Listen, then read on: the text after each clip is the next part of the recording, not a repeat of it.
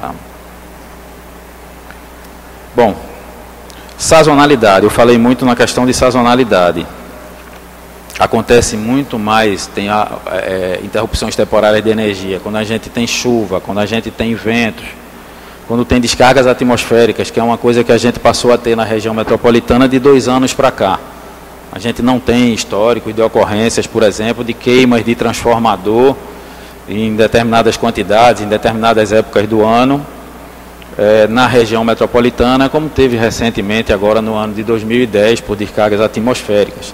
Tivemos um problema que envolveu inclusive a área de Suape, que envolveu instalações da Chesf há um mês atrás, foi de descargas atmosféricas consecutivas. No espaço de 3 horas, um grande ponto daquele de suprimento que nós mostramos ali, que é do Pirapama, saiu 2 vezes. Houve uma descarga, saiu uma vez, se recuperou tudo, teve uma outra descarga mais adiante.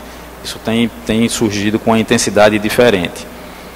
E aqui esse mapa de precipitação da região metropolitana, ele mostra assim, que o que tem ocorrido nos últimos anos, principalmente se a gente olhar 2010 e 2011, é que a gente tem tido em alguns meses volumes muito elevados e existe naturalmente em uma parte do ano uma concentração desse volume de chuvas. Normalmente essa chuva vem associada com vento e hoje com descargas, tá? Ventos, inclusive, em intensidade que a gente também não tinha na região metropolitana. Vocês devem se lembrar, um ano atrás, mais ou menos, foi notícia em todos os meios de comunicação, uma situação de ventos de mais de 100 km na região metropolitana que a gente normalmente não tem. Bom, então isso aqui é muito mais para chamar a atenção. Aqueles números que nós colocamos lá não são números que acontecem de forma espaçada ao longo do ano.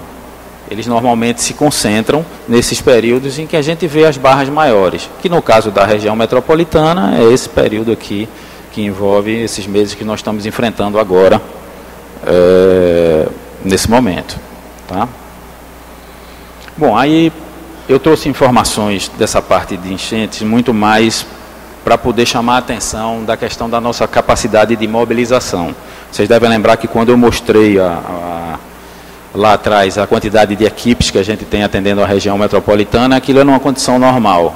Se a gente tem uma dificuldade, a capacidade de mobilização é grande, e aqui nós temos exemplos práticos que eu fiz questão de trazer aqui, porque às vezes a imprensa noticia isso, a empresa está trabalhando em regime de contingência. Como é isso? É um pouco disso que a gente está vendo aqui. Tá? Então, essa informação que a gente tem aqui é um mapa da região metropolitana, principalmente da zona da Mata Sul. Nós estamos vendo toda a zona da mata aqui, mas com destaque para a parte vermelha da Mata Sul, que envolveu as enchentes de 2010. Tá? Então, 67 municípios, 29 em estado de emergência e 12 em calamidade pública. Tá? O que é que aconteceu naquela época com o sistema elétrico? E aí a gente tem um pouco na zona da mata, um pouco na região metropolitana e muito na zona da Mata Sul, que o ano passado teve uma chuva completamente diferente da desse ano. A gente vai falar um pouquinho da desse ano também mais adiante.